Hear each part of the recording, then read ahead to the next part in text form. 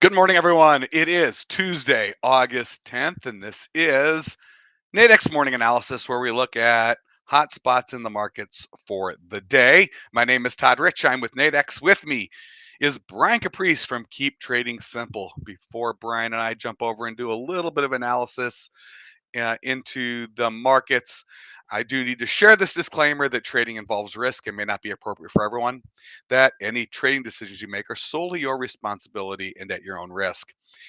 And this is an educational session. Please do not construe anything Brian or I say as a buy or sell recommendation. We are doing this for your education purposes only. Now, what are we looking at today in the markets? The story today. Here, you know what? I'm going to bring up a couple of charts just next to each other so you can sort of see. There was an economic report on coming out of the Eurozone. It's the economic sentiment index in Germany and the Eurozone, and it wasn't so good. It came in much lower than expected in terms of economic sentiment, and we saw the euro show some continued weakness. So I've got a couple of charts up here. You're seeing the euro going down against the pound. You're seeing the euro go down against the U.S. dollar. So definitely euro weakness. I think the euro is actually at its several month lows as they continue to struggle coming out of the pandemic and getting some economic recovery. The other thing I think that we'll probably talk a little bit about, oil had been taking a hit a lot the last week.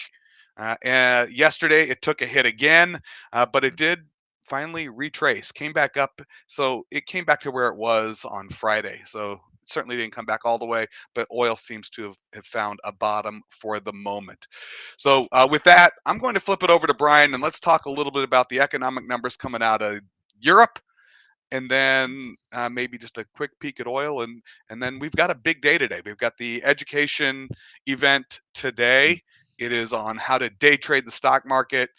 If you're here, most of you folks have probably seen a lot of the beginner stuff that because we've got so many new customers in Nadex markets.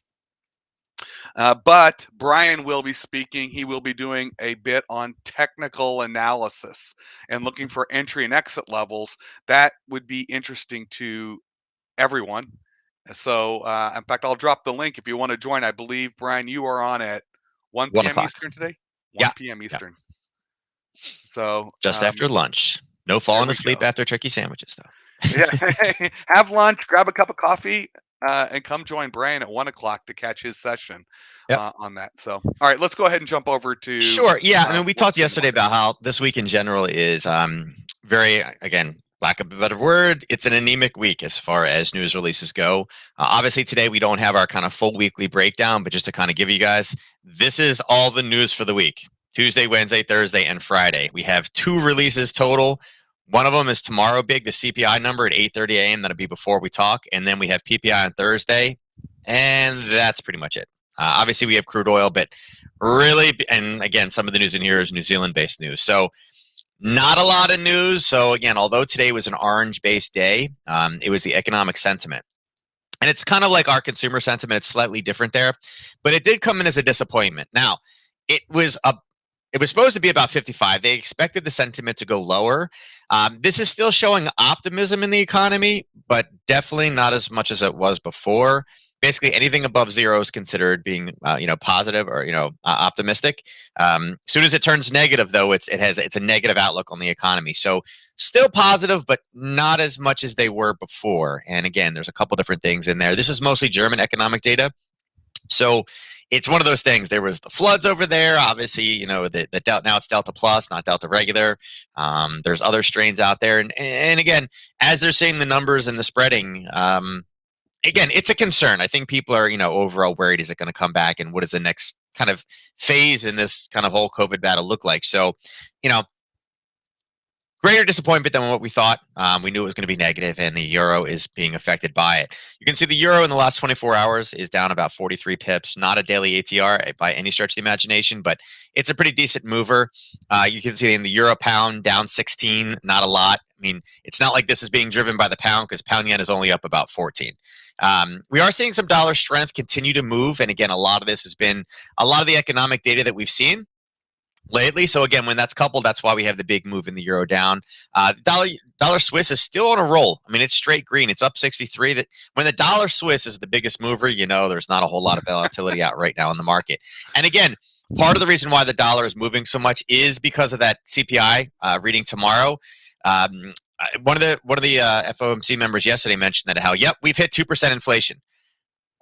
Not exactly sure what he's looking at because, as far as I've seen, we hit our 2% inflation months ago. Yeah, a couple months he says back. we're officially 2%, is what he said yesterday. So again, I don't know if these are robots that are programmed to tell us things at a specific timeline versus what is actually happening.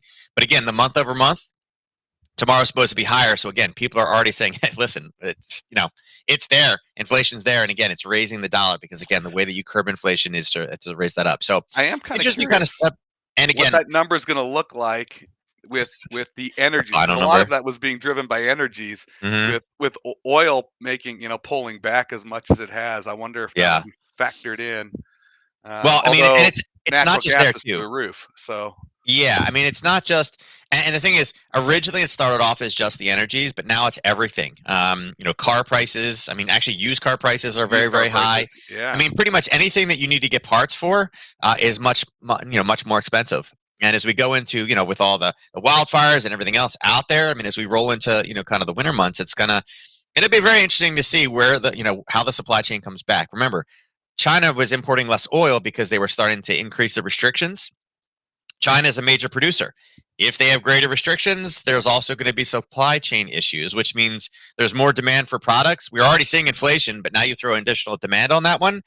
Again, they're going to have a serious problem with basically all prices, and it's going to become a political kind of talking point. Yeah, Anyway, I here's don't the know why euro it has to be dollar. that way. Reason why I want to talk about this is because we've had more or less. I mean, here is the European Open. 3 o'clock is right there, right? You guys can see that one, and you can see it was basically flat in the overnight. Really didn't do much yesterday at all, and then again just dropped down.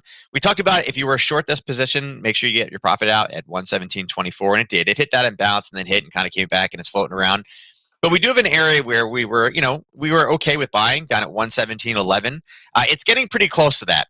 We're at 117.17, so we're about 6 pips off from that.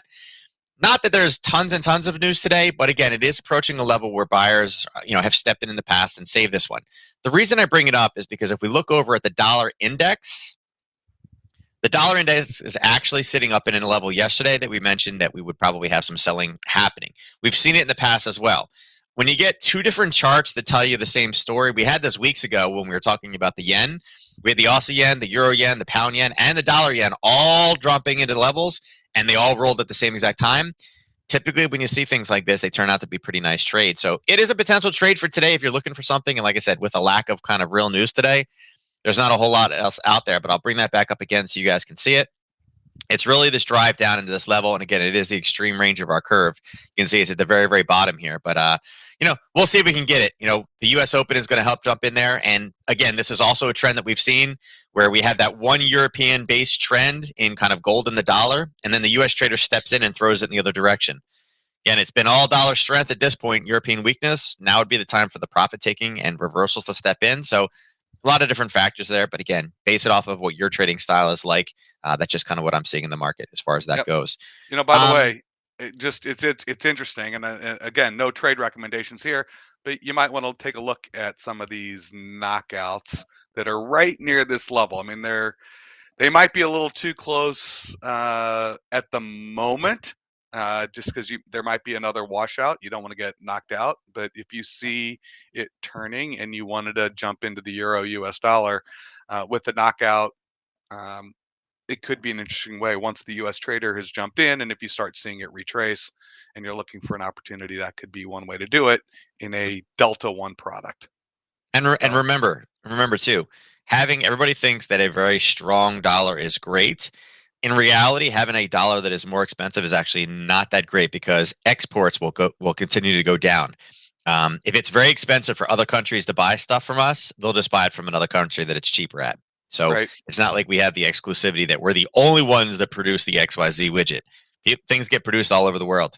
When it's very expensive for them to buy things from the U.S., particularly in services, it's not just goods; it's also services. An example is, like a large U.S. company, IBM. They see their services revenue reduce the higher the dollar is. Companies in Germany and all over Europe, they use IBM for consulting in their services business. But when it gets too expensive, they start looking at other companies, or they will reduce the amount that they have for the budget because, again, it just becomes too much of a headache. And again, that's why countries control their currency rates. As your economy isn't doing as well, you lower your currency so people want to buy more things from you because it's cheap, right? When it's really, really expensive and your economy is doing great, people don't want to buy as much stuff as you. So it controls your exports. And again, the United States is, we do actually export things. You know, public opinion thinks the other way, that we only import. No, Um, no, no, no. Yeah, we do. All right. So yeah, what Other else do we want to things, look at? yeah, other things I would say that, we can talk about oil. Oil yesterday came back up and filled that Friday night gap, and then we've kind of pushed back and forth again. Again, having that economic sentiment didn't necessarily help this, but I wouldn't say that it's very, very much different than where we were yesterday, and we're coming back to a basing level. So oil is one of those things. The way that I would look at oil today is, again, we're probably going to retrace a bit. I would say we maybe go back up to that $68 mark. We have the API number that comes out later today in preparation for oil inventory tomorrow. Because CPI is there, it's going to be one of those things that's very hard to analyze today because, again, CPI is going to jack this one around tomorrow morning. But CPI is at 8:30. We have oil inventory at 10:30. So it's definitely something we'll be able to kind of jump in there, and we'll see kind of what the reaction is tomorrow. Besides that, I mean, gold is absolutely flat. It's basically, we're like looking for the heartbeat in gold right now. I would say the indices are all in interesting spots. I mean, here's kind of the pullback. And again, I'll drop it to a 15 because that's how we normally do it. You can see we had this level and we talked about the basing. There was a bit of a gap there from Friday into Sunday. I mean, we hit it yesterday open and dropped, and then we kind of rallied back. And about 2:30 in the afternoon, we hit it again, and we dropped back down and closed it late in the day. So it's an area that's been a few times, but I wouldn't say there's been any crazy movement in here. NQ, we're right in kind of the next target area yesterday that we flirted with it, that 15,150. We're kind of right around there as well, but not looking super strong in the overnight right now.